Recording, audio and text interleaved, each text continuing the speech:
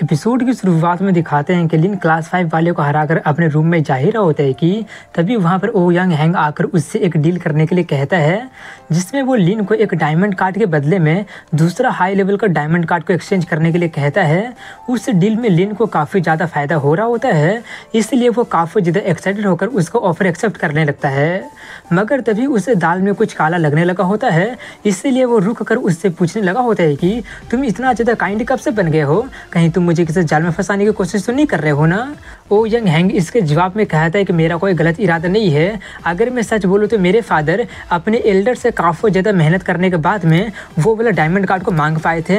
अगर उन्हें पता चल जाता है कि मैंने इस डायमंड कार्ड को खो दिया है तो ज़रूर वो मुझे लात मारकर घर से निकाल देंगे। ये सुनकर लिन थोड़ा सा खुश होते हुए उससे कहता है कि अगर मुझे पहले पता होता है कि ऐसा कुछ तुम्हारे साथ होने वाला है तो मैं इसे एक्सचेंज करने के लिए कभी तैयार होता ही नहीं। खैर, अब जबकि मैं एक्सचेंज करने के लिए तैयार हो गया हूँ तो मैं एक्सचेंज तो करूँगा, लेकिन इसके बदले में तुम्हें मेरा एक काम करना पड़ेगा।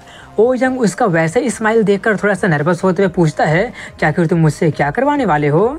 लिन कहता है कि ज़्यादा मुश्किल काम नहीं है। ये बोलकर वो उसके कान में अपना प्लान बता देता है। उसका प्लान सुनकर ओ यंग काफ़ी ज़्यादा शॉक्ड हो जाता है और उससे कहने लगा होता है कि मैं ऐसा चीज़ बिल्कुल भी नहीं कर सकता हूँ। लिन एकदम केयर फ्री होकर कहता है, अगर ऐसी बात है तो ठीक है, कोई बात नहीं, मैं जल्दी ही रैंक 6 में पहुँचने वाला हूँ और जब वक्त आएगा तब मैं इस कार्ड का यूज कर लूँगा। कार्ड के गायब होने के बाद में मेरे पास रोते हुए मत आ जाना। ये सुनकर ओ यंग ना चाहते हुए भी उसके लिए मान जाता है और वो दोनों अपना अपना कार्ड एक्सचेंज कर लेते हैं। और एक्सचेंज करने के बाद में ओ यंग वहाँ से जाने लगता है। उसे जाता देखकर लिन उसे याद करवाते हुए कहता है कि अपना प्रॉमिस को मत भूल जाना। ये बोलकर वो उस डायमंड कार्ड को देखकर खुद से कहता है कि मेरा तो आज का दिन काफ़ी ज़्यादा अच्छा रहा। अब इसी के साथ में कुछ दिन बाद का सीन दिखाया जाता है, जहाँ पर कुछ दिनों का कंपटीशन के बाद में क्लास 10 वाले सभी क्लासेस को हरा दिए होते हैं और अब उनका नॉर्थ कैंपस का सिर्फ क्लास 1 वाले ही बच रहे होते हैं। जहाँ पर वो लोग क्लास 1 वाले से फाइट करने के लिए अरीना में पहुँच गए होते हैं, जहाँ पर झैंग लिन को बता रही होते कि तुमसे हारने के कारण क्लास 1 का पुराना लीडर झाओ कीशिंग बाहर में काफ़ी ज़्यादा ही ट्रेनिंग कर रहा है और आज का टीम का लीडर यांग फेंग नाम का बंदा है जो कि ऑलरेडी रैंक 6 में पहुंच गया है। उसकी सभी बातें सुनकर लिन कहता है कि वो जो भी हो मुझे इससे कोई फ़र्क नहीं पड़ता है, मुझे सिर्फ इससे फ़र्क पड़ता है कि वो जो भी हो वो हारने वाला है। ये बोलकर वो अपने टीम के लीफिंग नाम के बंदे से कहता है कि तुम इसमें पार्टिसिपेट करने की तुम्हें ज़रूरत नहीं है, तुम्हारे बदले आज लुआ पार्टिसिपेट करेगी। ये बोलकर वो लोग अरीना में एंटर कर जाते हैं, जहाँ पर क्लास 1 वाले पहले से उनका इंतज़ार कर रहे होते हैं। जहाँ पर क्लास 1 का लीडर यांग फेंग को दिखाते हैं, जिसका कि फेस पर एक स्कैर होता है और वो एक चश्मा पहना होता है। वो लिन को देखकर कहता है, तो तुम ही क्लास 10 के लीडर हो। वेल, जो भी हो, मैं पहले तुम्हें बता देता हूँ कि मैं झाओ कीशिंग जैसा कोई भी लूजर नहीं हूँ। तभी बैटल स्टार्ट हो जाता है, इसलिए यांग फेंग उस पर अटैक करने के लिए आगे बढ़ने लगता है। दूसरी तरफ में लुओ को दिखाते हैं, जहाँ पर उसे क्लास 1 के 3 लोग घेर लिए होते हैं और वो लोग कह रहे होते हैं कि तुम हमारे क्लास के ट्रेटर हो, आज हम तुम्हें ज़रूर सबक सिखा देंगे। ये बोलकर वो तीनों उस पर अटैक कर देते हैं। वो देखकर झैंग लोग उसका हेल्प करने तो जाने लगे होते हैं, क्योंकि उन्हें नहीं लगता है कि लुआ अकेले उनसे लड़ पाएगी। मगर उनका जाने देने से पहले ही एक मोटा बंदा उनकी तरफ बढ़ते हुए कहता है कि तुम लोगों का अपोनेंट मैं हूँ। ये बोलकर वो उस पर अटैक कर देता है, जिससे झैंग ब्लॉक करने की पूरी कोशिश तो बहुत ही करती है, मगर उसका पावर बहुत ही ज़्यादा होता है, जिससे वो बहुत ही दूर फेंका जाती है और वो थोड़ी सी चोट भी उसे लग जाती है। वो देखकर उसके दोनों टीममेट उसका हेल्प करने आने तो लगते हैं, मगर वो मोटा बंदा उन दोनों को भी पीट कर रख देता है, जिससे वो लोग भी काफ़ी ज़्यादा जख्मी हो जाते हैं और कहते हैं, तो क्या यही क्लास 1 का ताकत है, हम तो मिलकर भी एक बंदे को भी अटैक को ब्लॉक नहीं कर पा रहे हैं। झैंग उनसे कहती है, इससे कोई फ़र्क नहीं पड़ता है, ब्रदर लिन और लुआ के होने के कारण में हम लोग ज़रूर जीतेंगे। वहीं पर उनका वो हालत देखकर क्लास 1 वाले काफ़ी ज़्यादा खुश होकर अपने टीम के लिए चीयर करने लगे होते हैं और उनका यानी कि क्लास 10 का काफ़ी ज़्यादा मजाक उड़ाने लगे होते हैं। दूसरी तरफ में अरीना में दिखाते हैं, जहाँ पर यांग फेंग लिन से कहते हैं कि अब सिर्फ तुम अकेले बच रहे हो, बोलो अब तुम क्या करोगे। अगर मैं तुम्हें हरा देता हूँ तो हम लोग आराम से जीत जाएंगे, क्योंकि वो लोग तो लुओ को संभाल ही लेंगे, लेकिन इससे पहले मैं तुमसे ज़रूर डील कर लूँगा। ये बोलकर वो उस पर अपना फायर पावर से अटैक करने के लिए आगे बढ़ता है उसे फायर पावर से अटैक करते देखकर लिन सोचता है क्या तुम सच में फ्लेम से कम्पीट करना चाहोगे और वो भी मुझसे। ये सोचकर वो अपना फिनिक्स वाला फ्लेम से अटैक कर देता है जिससे उन दोनों का फ्लेम के टकराव से एक जोरदार ब्लास्ट हो जाता है। वो देखकर यांग सोचता है मुझे लगा नहीं था कि उसका फ्लेम इतना ज़्यादा स्ट्रॉन्ग होगा। वहीं पर लिन उसका मजाक उड़ाते हुए कहता है तो क्या यही रैंक 6 का पावर है। ये सुनकर यांग उससे कहता है इससे कोई फ़र्क नहीं पड़ता कि तुम्हारा फ्लेम कितना ज़्यादा पावरफुल है, वो सब मेरे रेड फ्लेम ब्लेड के सामने बेकार है। मेरा ये वाला ब्लेड स्पेशल आउटर स्पेस का मटेरियल से बनाया गया है और ये किसी भी तरह का फ्लेम को अपने आप में ऑब्जर्व करके अपने एनर्जी में बदल सकता है। ये बोलकर वो उसी का फ्लेम से उसी पर अटैक कर देता है। वो देखकर लिन अपना आइस वाले स्किल से अटैक करके खुद को बचा लेता है, जो देखकर यांग काफी ज़्यादा शॉक्ड हो जाता है। लिन उससे कहता है कि मैं तुम्हें एक बात तो बताना भूल ही गया कि मैं आइस एट्रीब्यूट वाला मार्शल स्किल का यूज भी कर सकता हूँ, लेकिन यहाँ पर एक और बंदी है जो कि मुझसे अच्छे तरह से आइस स्किल का यूज कर सकती है और वो तुम्हारे पीछे है।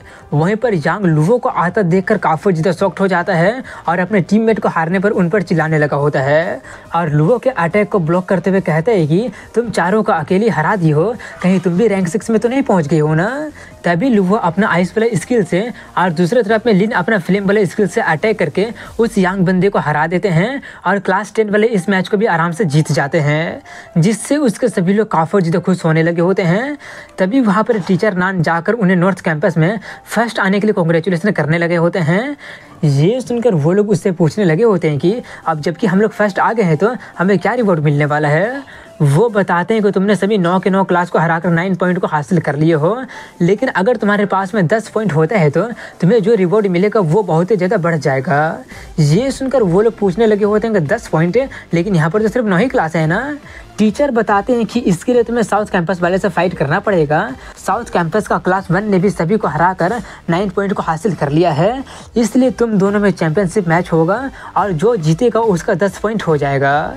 ये सुनकर लीपिंग काफ़ी ज़्यादा खुश होकर कहता है कि साउथ कैंपस के जीनियस ओ यंग हैंग को पहले हमारे लीडर हरा दिया है, इसलिए ये चैंपियनशिप तो हम लोग आराम से ऐसे जीत जाएंगे। टीचर उनसे कहते हैं कि अपने अपोनेंट को कम मत समझो, इस बार साउथ कैंपस में ना सिर्फ ओ यंग हैंग है बल्कि यूमेंग चेंग भी है जो कि पहले दिन में टावर के 30वें फ्लोर पर पहुंच गया है। ये सुनकर सभी लोग उसी के बारे में बातें करने लगे होते हैं। उनकी बातें सुनकर उल्वो उन्हें बताती है कि वो बंदा ऑलरेडी रैंक 7 में पहुंच गई है।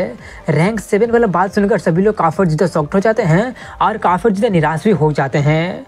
उन्हें डीमोटिवेट होते देखकर लिन उनसे कहता है कि ज़्यादा चिंता करने की ज़रूरत नहीं है, मैं और लुवो मिलकर उन्हें ज़रूर हरा देंगे। अब इसके बाद में शाम का सीन दिखाया जाता है जहाँ पर वो दोनों अपने घर जा रहे होते हैं। तभी लुवो उससे पूछती है कि तुम यूमेंग चेंग को लेकर कॉन्फिडेंस हो। इस बार मुझे लगता है कि हम लोग उसका बात को पूरा करने देने से पहले वो कहता है ये तुम कह रही हो, ये तो तुम्हारी स्टाइल बिल्कुल भी नहीं लग रहा है, ज़्यादा चिंता मत करो, हम लोग जीतेंगे। ये बोलकर वो जाने लगता है। उसे दूसरे दिशा में जाते देखकर वो पूछती है कि तुम कहाँ जा रहे हो। लिन कहता है बस मैं एक काम करने जा रहा हूँ जिससे मैं ये पक्का कर लूँगा कि हम लोग हारे ना। अब इसके बाद में रात का सीन दिखाया जाता है जहाँ पर जंगल में लिन ओ यंग से मिलने जाता है। उसे जल्दी देखकर लिन उससे पूछता है क्या बात है तुम इतनी जल्दी आ गए। वो कहता है कि क्लास 1 वाले से जितना में इतना टाइम कैसे लग गया, मैं यहाँ पर 1 घंटे से इंतजार कर रहा था। लिन उससे कहता है कि मैंने तुम्हें पावर स्टेशन ढूंढने के लिए कहा था, क्या तुम वो कर दिए हो। वो कहते कि कुछ काम तुम मुझे दोगे और यंग मास्टर ओ यंग करने में फेल हो जाएगा, ऐसा तो हो ही नहीं सकता है। ये बोलकर वो उसे स्कूल के पावर स्टेशन के पास लेकर चला जाता है जहाँ पर दोनों पेड़ के पीछे से छुप कर देख रहे होते हैं। और लिन कहता है मुझे लगा नहीं था कि ये जंगल में छुपा हुआ होगा। ओ यंग कहता है ऑफकोर्स ये जगह काफ़ी ज़्यादा छुपा हुआ है, अगर ये जगह पर अटैक हो जाता है तो पूरा स्कूल का पावर सप्लाई कट जाएगा। वैसे तुम मुझे इसे ढूंढने के लिए क्यों बोले थे। तभी लिन उसे कुछ बॉम्ब देते हुए कहता है कि तुम उनका अटेंशन को दूसरी तरफ करने में मेरा हेल्प करोगे। बॉम्ब को देखकर ओ यंग काफ़ी ज़्यादा शॉक्ड हो जाता है और पूछने लगा होता है कि कहीं तुम पागल वागल तो नहीं हो गए हो ना। लिन उससे कहता है कि ये सिर्फ फ्लेम बॉम्ब है, इसके पास ज़्यादा पावर नहीं है, इसलिए ये ज़्यादा नुकसान नहीं करेगा। जाकर कुछ पेड़ में आग लगा दो जिससे लोगों का ध्यान पावर स्टेशन पर से हट जाए। ओ यंग अभी भी काफ़ी ज़्यादा हैरानी से उसका प्लान पूछने लगा होता है, लेकिन लिन उसे कुछ भी ना बताकर पावर स्टेशन की तरफ जाते हुए कहता है कि मैं रिचार्ज होने जा रहा हूँ, तुम एक बड़े फैमिली से बिलोंग करते हो ना, तो मैं आशा करता हूँ कि तुम अपने बात से मुकर नहीं जाओगे। उन्हें सबसे ओ यंग का दिमाग काफ़ी ज़्यादा ख़राब हो जाता है और वो कहता है कि अगर मुझे पहले पता होता कि तुम ऐसा कुछ करने वाले हो तो मैं कभी भी तुमसे प्रॉमिस करता ही नहीं। ये सब वो काफ़ी ज़्यादा गुस्से में खुद से कहने के बाद में जाकर बॉम्ब उसे ब्लास्ट करके जंगल में आग लगाना स्टार्ट कर देता है, जिससे साउथ कैंपस वाले काफी ज़्यादा शॉक्ड हो जाते हैं और जल्दी से उसे पकड़ने जाने लगते हैं। वहीं पर लिन को दिखाते हैं जो कि पावर स्टेशन में एंटर करते हुए सोचता है कि उसने सच में काफ़ी अच्छा काम किया है और आसपास में देखकर लग रहा है कि आसपास में कोई भी कैमरा नहीं है, जो कि मेरे लिए काफ़ी अच्छी बात है। ये सोचकर वो मोटे मोटे वायर पर अटैक कर देता है, जिससे बिजली लीक होने लगा होता है और लिन उन सभी बिजली को ऑब्जर्व करने लगता है, जिससे उसका डिवोरिंग स्किल एक्टिवेट हो जाता है और वो सभी इलेक्ट्रिसिटी को ऑब्जर्व करने लगा होता है और उसके एक्सपीरियंस पॉइंट अचानक बढ़ने लगता है। वहीं पर अंदर में दिखाते हैं जहाँ पर आग वाला बात सभी टीचर को भी पता चल गया होता है, इसलिए वो लोग भी काफ़ी ज़्यादा गुस्से में उस आग लगाने वाले बंदे को पकड़ने जाने लगते हैं। लेकिन तभी वो लोग देखते हैं कि वहाँ का पावर ही अचानक चला गया होता है, जिससे वो लोग और ज़्यादा शॉक्ड हो जाते हैं। दूसरी तरफ में जंगल में दिखाते हैं जहाँ पर ओ यांग हैंग अपना जान बचाकर भाग रहा होता है, तो वहीं पर काफ़ी सारे लोग जंगल का आग को बुझा रहे होते हैं और आग लगाने वाले बंदे को क्या क्या हालत वो लोग करेंगे पकड़ने के बाद में, वो सब डिस्कशन कर रहे होते हैं। वो सब सुनकर ओ यांग हैंग का दिमाग काफ़ी ज़्यादा ख़राब हो जाता है और वो लिन पर और ज़्यादा गुस्सा होने लगा होता है। दूसरी तरफ में एकेडमी में दिखाते हैं जहाँ पर बैकअप सप्लाई ऑन हो गया होता है और एक टीचर काफ़ी ज़्यादा गुस्से में उसको पकड़ने के लिए बोल रहा होता है, जो कि स्टेशन को डिस्ट्रॉय कर दिया था। वहीं पर लिन को दिखाते हैं जहाँ पर वो कुछ देर तक बिजली को ऑब्जर्व करने के बाद में सिस्टम उसे बताता है कि वो लेवल 30 में पहुँच गया है और अब वो रैंक 6 का मार्शल आर्टिस्ट का टाइटल का यूज कर सकता है। और सिस्टम का इसी अनाउंसमेंट के साथ में यहीं पर इस एपिसोड की एंडिंग हो जाती है। अगर वीडियो पसंद आया हो तो लाइक कमेंट के साथ में चैनल को सब्सक्राइब जरूर कीजिएगा। मिलता हूँ कल अगली वीडियो में, तब तक के लिए हैव अ गुड डे।